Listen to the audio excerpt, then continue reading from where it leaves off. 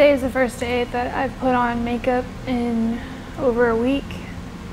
I never thought that I would have to make this video. I was so sure that this was my rainbow baby. It's been a really hard last week. A lot of crying, a lot of grieving, a lot of just wondering why.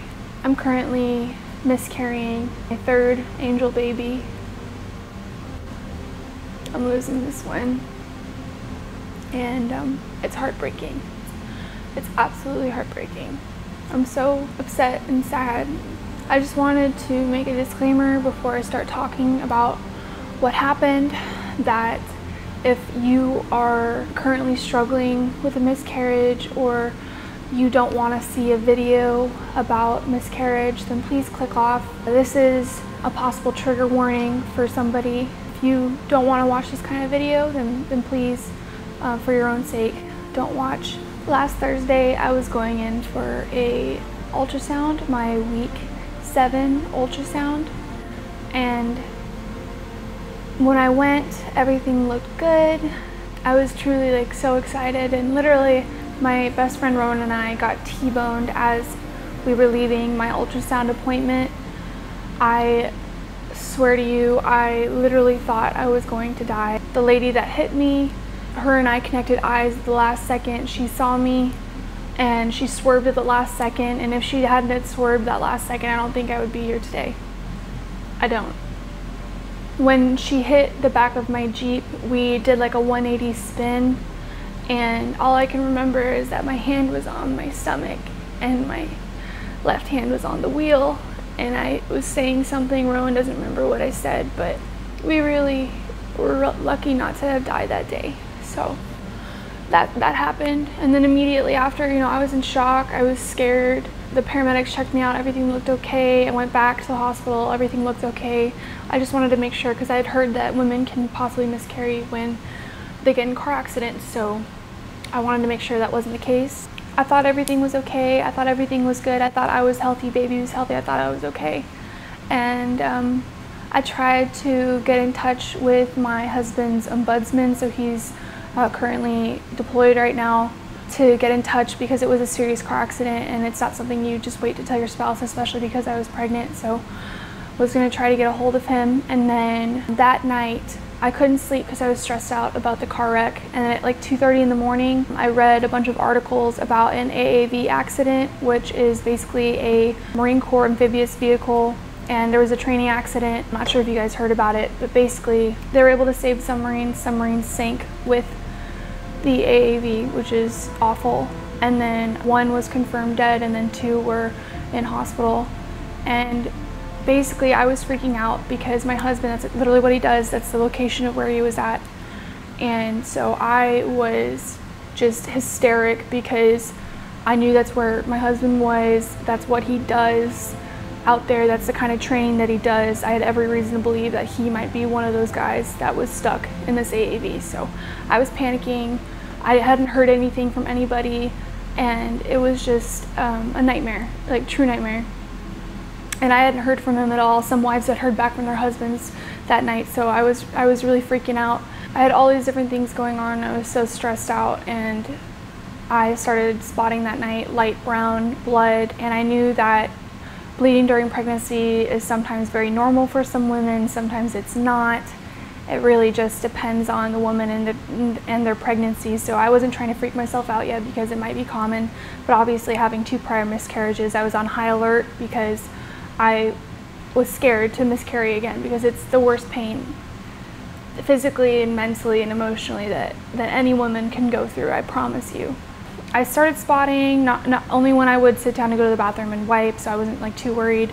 And then the following day, my friend and I tried to go lay out at the pool to kind of get my mind off of things and try to de-stress, because I had been up crying and everything. And that day I got intense cramps in my lower abdomen and lower back, and I knew that cramping and bleeding together is not a good sign from previous history. And so I started to panic, and I was really upset and sad. So we came inside. I had a heating pad on me.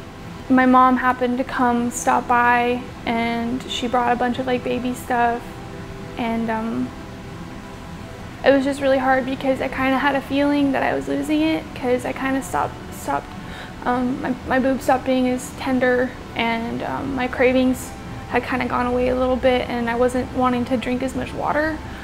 And I kept trying to feel my nipples to see like if that tenderness was still there, and it kept like waning. So I was really scared. So I decided to go in for another ultrasound just to see like what was going on. So we went back to the same place, and I was measuring smaller. So at 7 weeks I was measuring like I think 5.5, and they were telling me, they're like, well, maybe we mismeasured last time, and that's why, because in early pregnancy sometimes they can do that. But it brought me peace of mind when I saw that, but at the same time I was like worried. And then that night I came back at 1 a.m. on Sunday. I passed a really large clot, and it wasn't just blood. And so I freaked out. Rowan, my best friend, she drove me to the hospital. She's an angel. I was just a mess. I was sobbing, I was crying, because I wanted this baby so bad. And then I got checked in, and then they took my blood. We did another ultrasound. During this second ultrasound, the baby was again measuring very small, but it was still there, so I kind of had hope. But there was no heartbeat this time. But I was still, you know, hoping that my little guy would pull through. They took my blood, and on my blood levels, I was only at 300 HCG, which is really, really low for a week 7 pregnancy. I was just kind of hoping that maybe everything would be okay. I was Googling like crazy, worst decision ever. And I kept trying to convince myself that everything was going to be okay. On Monday, I had been waiting to go in to see my gynecologist throughout this entire weekend. They're not open on the weekends, so I can only go to the ER. And then I went to go see my gynecologist on Monday, and again they did another ultrasound, and that's when we found out that I had miscarried. And when they did the ultrasound, there was nothing in there, and it fucking broke me. I wanted this baby so bad. Like, I bought a crib. Like, I was trying to make it real, you know? Like, I was trying to really just make it real. But what sucks about this pregnancy and me announcing to the world my happiness is that now all of you get to mourn with me as well.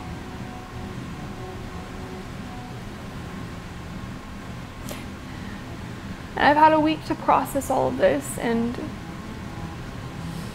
I've done all the crying I can do, you know? I believe that I will get pregnant again, and I will have my rainbow baby. Just not right now.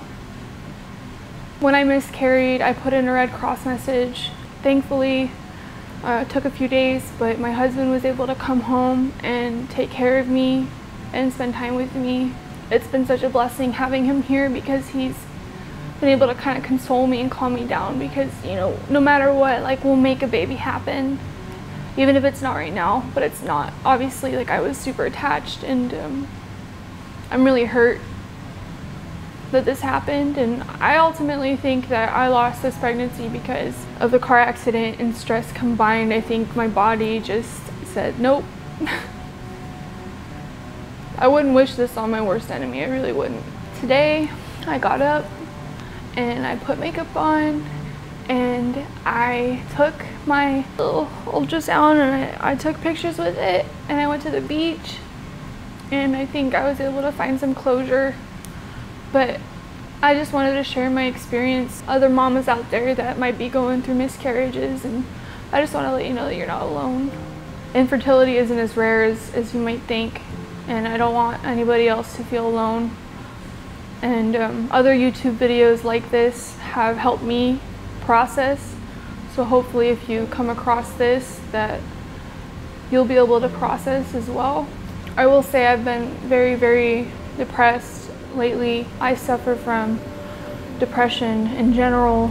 I finally felt like I pulled myself out of that, but this event has really led me down that path again. I literally camped out on the couch with chips for a week, because whenever I am depressed and trying to process trauma, I binge eat. That's one of my coping mechanisms, and I'm really proud of myself today that I got up and I put makeup on and I made a TikTok or two, and I'm just trying to throw myself back into life, because I don't want to let myself get to that point again. I want to get back to life and creating, but it's really hard going through this. It really is.